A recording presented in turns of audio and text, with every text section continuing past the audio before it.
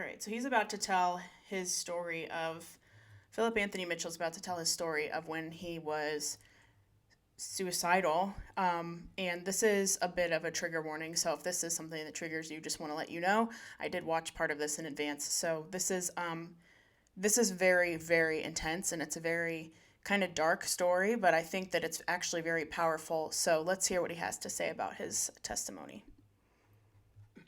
Was very empty on the inside. So you were outwardly successful. Yeah, outwardly successful, but inwardly I was empty. And there was this period in my life when I turned 24. I was very suicidal, and I'm sitting in an apartment one day, shotgun on my lap. Didn't have the courage to pull that trigger. Got a bottle of Hennessy, finished that bottle. I put that gun to my chin, and my door was unlocked that night. There was this girl, I had locks back in this day, so she used to twist my locks. She was a believer, and I remember I used to mock her faith. I didn't understand, but she came to visit me that night. That was God's providence. And my door's unlocked, and she walks through the door. She sees me sitting there with tears in my eyes. She sits down next to me. She doesn't say a word, Rebecca, at all. And she holds my hand, and it's like the ministry of presence. She talks me off the ledge. And that lasted maybe about 6 months before I was suicidal again. This time, my living girlfriend, who would become my wife, she gets into this car accident. She's thankful that she survives this car accident. She comes back to her apartment. She puts on gospel music. It's the first time in my life I hear gospel music. She's walking back and forth. She's praising God. She lifts her hands. And I'm looking at this and I say to myself, man, whatever that is right there, I want that for myself. And I crawl into this bathroom on my hands and my knees. I started yelling at God, not knowing that he existed. And God saved me in the bathroom that day and brought me to the kingdom. So that's my story from New York towards the kingdom. And it would be like 6 months later, God spoke to me about pastoral ministry and ran from that for 4 years. And that's how I got to where I am right now, inside the kingdom. I want to talk a little more in depth about the experience with the shotgun. Yeah. So that was a miracle that your door was even unlocked and that she came. Yes. And then, but I wonder what made her want to go, because he mentions that he mocked her faith, right? And it's interesting that he mocked her faith and she still went. And I think sometimes it's powerful to continue to go back even when you're being mocked, even when you think you're being made fun of, even when you think that your faith isn't going to be accepted by that person. That's a big part of my family's testimony, which I would love to share sometime.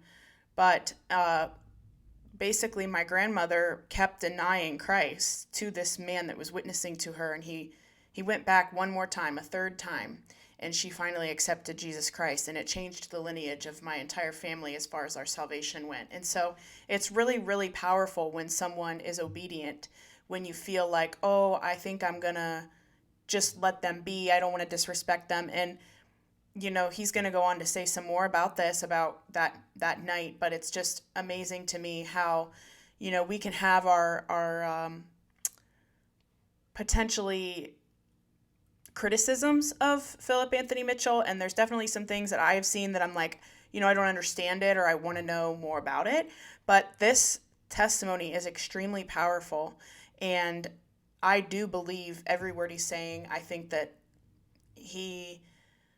it's a miracle. It's an absolute miracle that he's sitting here on this set with Rebecca.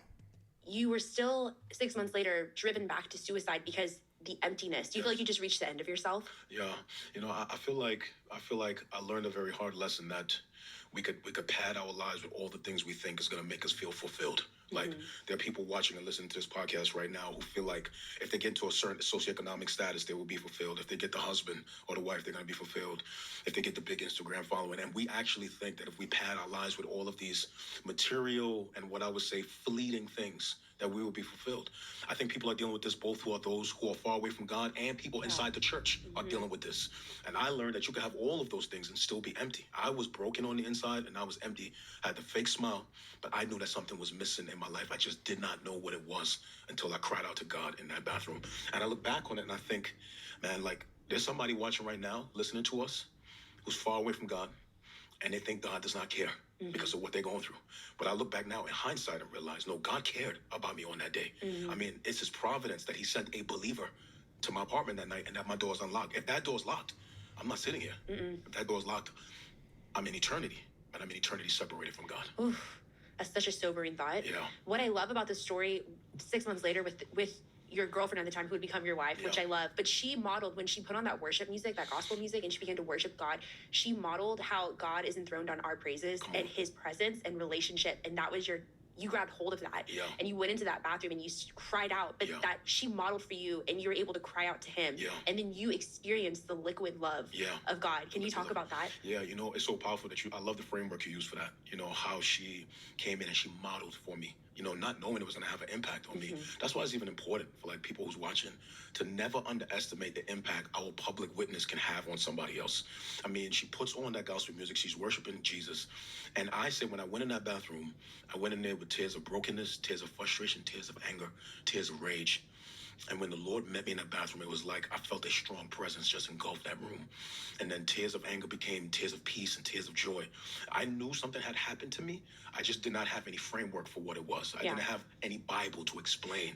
Your spirit knew, but your mind had to catch up. Right? And so I did not know what it was called. But like, how real can we get on the podcast? Like, it's completely real. So we could be straight 100 on the podcast, right? No censorship. Okay, no censorship. So she's my girlfriend at the time. I come out the bathroom that day. And that night, I go into the bedroom, you know what I'm saying? And, you know, we're intimate that night. And for the first time, I feel convicted about sin. Yeah. I'm like, oh, snap, this don't feel good. Like, I mean, we've been having sex for over a year and some change. But now, for the first time, I feel convicted. Yeah. Right? And I don't know what that is, but something on the inside doesn't feel right, right? And I don't have enough Bible to have a framework for the fact, oh, snap, this is conviction for sin. So I knew my heart had changed because for the first time I feel bad about this. And so I started sleeping on the couch for 6 months until we got married. So what I felt happened to me was that God overwhelmed me with his love. I just felt this radical peace. I felt this radical joy.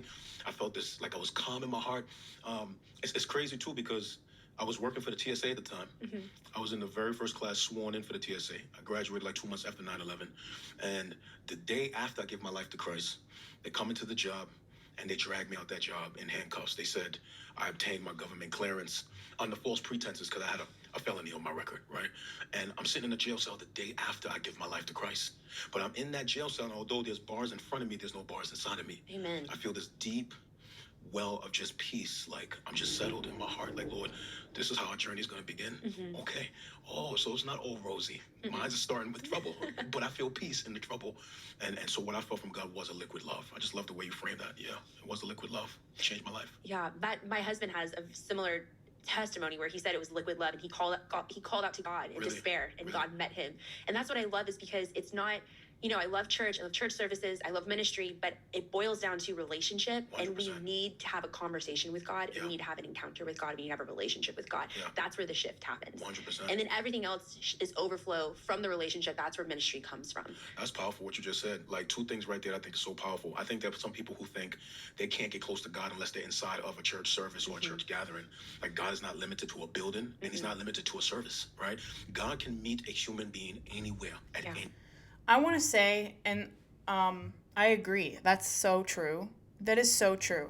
And that is something that I think church leaders don't talk about enough. We put so much emphasis on conferences and church services, and you got to get here, and we got to have fellowship, we got to have community. Yes, we do. Those are all so important.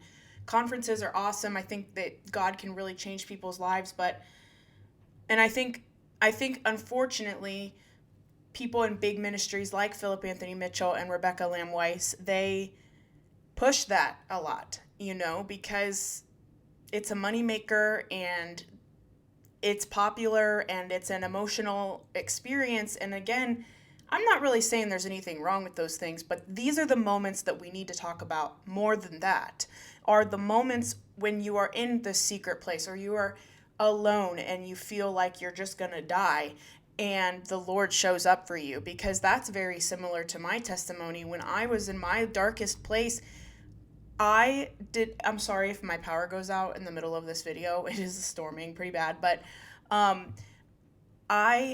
God met me where I was at. You know, I was in a very dark place, and I wasn't in church. I was in my bedroom, like crying to God, you know, and I had nothing in me to make it to church, to a church conference or to a Bible study or a small group. I had nothing. And like Philip is saying, you know, God met me when I was in a jail cell, you know, and I think that that's a beautiful story. And I think that we just put so much emphasis on the gathering of the body, which is so important. And I'm not saying that we should do less of that. In fact, if anything, we do need to have that more. But you can hear your pastor teach the Bible to you, and you can receive that and get knowledge from God and wisdom from God through your pastor. But there's something about receiving it for yourself and reading it for yourself and studying for yourself that you can experience God in a very personal way. Whereas when you're learning from someone else, you're kind of learning from their experience rather than from your own direct experience with God. And I wish that we talked about that more in the church. And I think Philip Anthony Mitchell's testimony is absolutely powerful and so helpful to people who think that they have to get God in church. You can receive the Holy Spirit, you can receive God's presence anywhere you are. So I just love that he says that's what they're talking about. And, as we all know, we have our differences with the people sitting in this studio, but at the same time, I do think that his story is pretty powerful. So let's keep watching and hear what else he has to say. Anytime. It could be someone in the army, somebody on the battlefield. For me, it was a bathroom. For your husband, it was college, right? On a campus, in a dorm by himself, right? No quiet, no. So it can be anywhere that God can. He's loving enough and patient enough and caring enough to meet us where we are, anywhere. Like there's somebody watching this podcast right now who thinks that they're so far gone, God can't reach them. Like there's someone who's in prostitution. There's someone who's in selling drugs. There's someone listening to us right now who's so far away they think God will never minister or talk to a person like me. And we know that this is a categorical lie. Yeah. That God is not against meeting someone wherever they are. He will come and meet you. So I think that's very, very powerful that he would do that. But then the other thing too that I think is very powerful about all of that is that just us having this sense of like, when I think about it, like Christ filled a void that was in my heart that these other things was not filling. And I think this is important for the believer and for the unbeliever who feels like we have to obtain all these things for us to be fully satisfied. Like, can I be 100 right here? Yeah. Like, I think we need to have a conversation about the fact that in our generation, we think we need trinkets and toys to be fully satisfied. Like, come on, man. Like, you're going to get to the top of the mountain and you're still going to have emptiness there if Christ is not at the center, right? Absolutely. And so I feel like you can get the big Instagram following. See, that's this frustrating. This is where I get frustrated because I'm like, there is a devastating situation going on in Rebecca's family. And she has abandoned the people that need her most, it seems. And we don't know why, but it's confusing. And I'm like, why are you not, like, how do you hear this story and think, I'm doing the right thing. I made the right decision. My brother and sister-in-law are lying about their child. This man is saying, and I don't know why he's on there either, to be completely honest, but he is testifying about how God has worked through him and in him. And I don't know how she hears a story like this and continues to be able to sit on that set. I just don't get it. You can get the big platforms, you can do all of that. If Christ is not at the center, we're still going to feel empty. And so when I just think about what he did for me in that bathroom, he's continuing to do that for me. And which I'm learning that, watch Rebecca, he is the reward, right? Christ himself is the reward. Yeah. And I feel like if we don't see him as a reward, we will spend a lifetime in our faith chasing things to try to satisfy something in our hearts that only Jesus himself can fill and satisfy.